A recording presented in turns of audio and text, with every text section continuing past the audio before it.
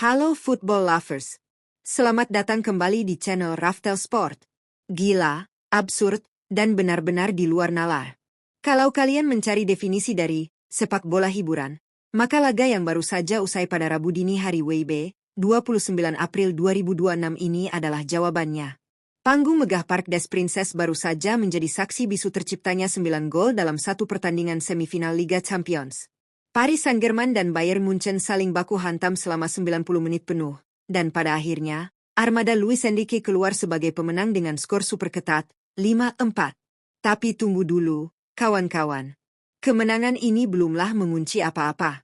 Leg kedua di Allianz Arena menanti, dan tensinya dijamin akan 1000 kali lebih panas. Di video kali ini, kita tidak akan sekadar bernostalgia dengan gol-gol yang tercipta. Kita akan membedah secara tuntas hitungan matematis mutlak dan skenario hidup mati bagi kedua tim di leg kedua nanti. Siapkan kopi kalian, jangan di-skip, dan mari kita mulai pembahasannya.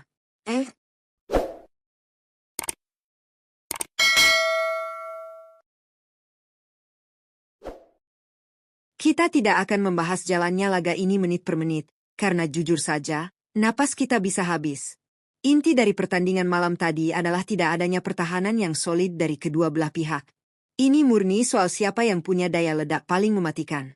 Bayern Munchen sempat mengejutkan lewat penalti Harry Kane di awal laga, namun PSG langsung membalas dengan kebrutalan lini serang mereka. Kvaratskhelia tampil menggila dengan brace-nya, ditambah gol dari Joao Neves dan sepasang gol dari Ousmane Dembele. Di sisi lain, Bayern menolak menyerah. Michael Olise, Dayot Upamecano, dan rekrutan mematikan mereka, Luis Diaz, terus menempel ketat perolehan gol tuan rumah. Jual beli serangan, transisi yang secepat kilat, dan pressing tingkat tinggi membuat laga ini berakhir dengan skor 5-4.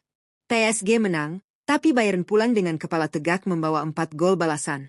Laga yang benar-benar menguras emosi. Sekarang, mari kita masuk ke menu utama, hitung-hitungan matematis menuju final. Sebelum kita berhitung, saya harus mengingatkan satu aturan emas yang wajib kalian ingat. UEFA sudah menghapus aturan gol tandang. Jadi, 4 gol yang dicetak Bayern di Paris malam ini tidak memiliki nilai ganda. Kemenangan ditentukan murni oleh jumlah gol, agregat total, dalam 2 leg. Dengan agregat saat ini 5-4 untuk keunggulan PSG, berikut adalah syarat mutlak bagi kedua tim saat bersua di Allianz Arena pekan depan. 1. Skenario Bayern Munchen lolos, tuan rumah leg 2. Bermain di hadapan puluhan ribu pendukung setianya, anak asuh Vincent Kompany memiliki 2 jalan utama. Menang marin 2 gol atau lebih. Ini adalah rute paling aman. Bayern wajib menang dengan skor seperti 2-0, 3-1, 4-2, dan seterusnya. Jika ini terjadi, Bayern akan membalikan agregat keseluruhan dan langsung mendapat tiket ke final dalam 90 menit. Menang marin 1 gol, otomatis perpanjangan waktu jika Bayern hanya mampu menang tipis. 1-0, 2-1, 3-2, maka agregat akan menjadi imbang, misal 5-5 atau 6-6. Laga wajib dilanjutkan ke extra time, 2x15 menit, dan jika masih buntu, tiket akan ditentukan lewat adu penalti. Catatan kritis, jika Bayern imbang atau kalah di leg kedua, mereka resmi tersingkir. 2. Skenario PSG lolos, tim tamu leg 2. Bagi Les Parisiens, mereka datang ke Munich dengan membawa modal keunggulan 1 gol.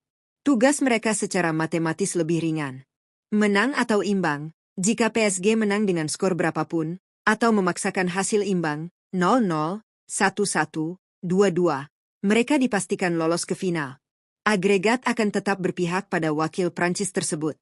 Kalah marin 1 gol, seperti yang dibahas tadi, ini akan memaksa laga masuk ke extra time.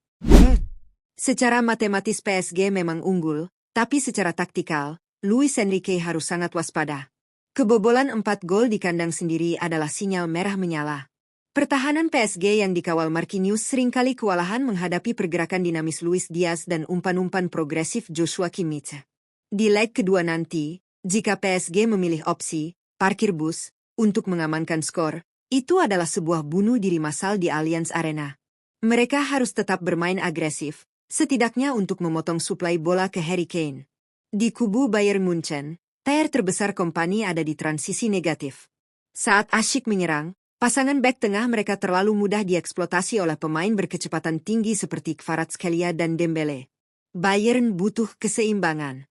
Kimmich dan Pavlovic di lini tengah tidak boleh telat turun membantu pertahanan jika tidak ingin gawang Manuel Neuer kembali menjadi bulan-bulanan counter-attack kilat PSG.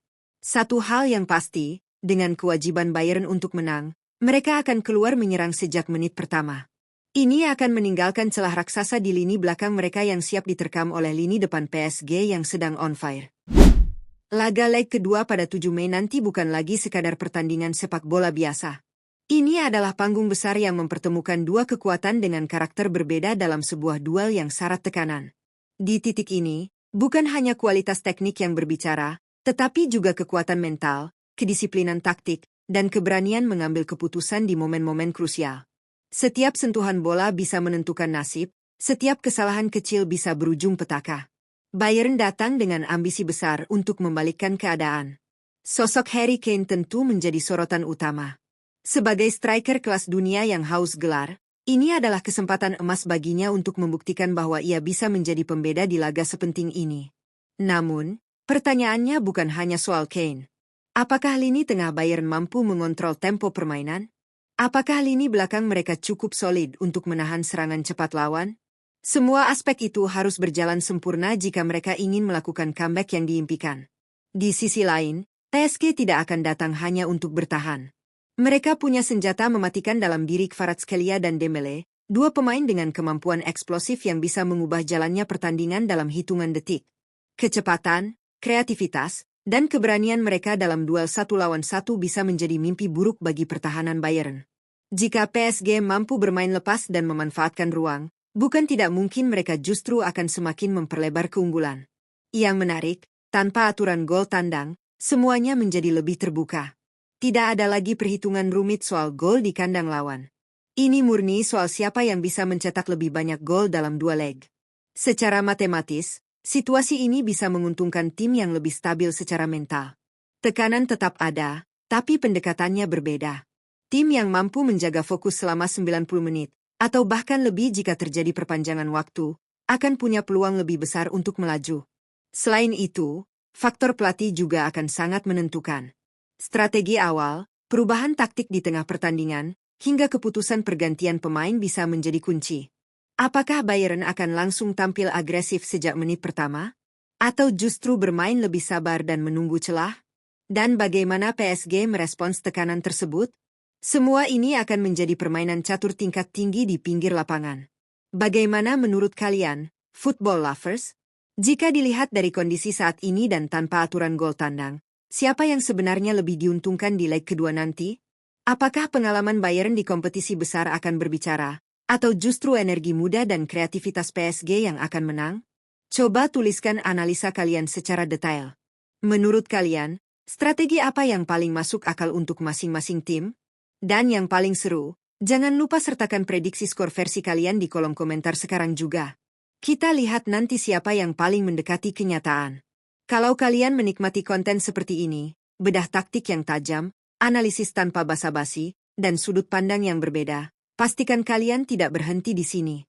Klik tombol like untuk mendukung channel ini, bagikan video ini ke teman-teman atau grup tongkrongan bola kalian, dan yang paling penting, jangan lupa subscribe channel YouTube Raftel Sport agar kalian tidak ketinggalan update terbaru, analisis panas, dan pembahasan mendalam seputar Liga Champions dan dunia sepak bola lainnya. Dukungan kalian sangat berarti untuk terus menghadirkan konten berkualitas dan konsisten. Terima kasih sudah menonton sampai akhir. Tetap waras dalam mendukung tim kebanggaan kalian, nikmati setiap momennya, dan sampai jumpa di video berikutnya.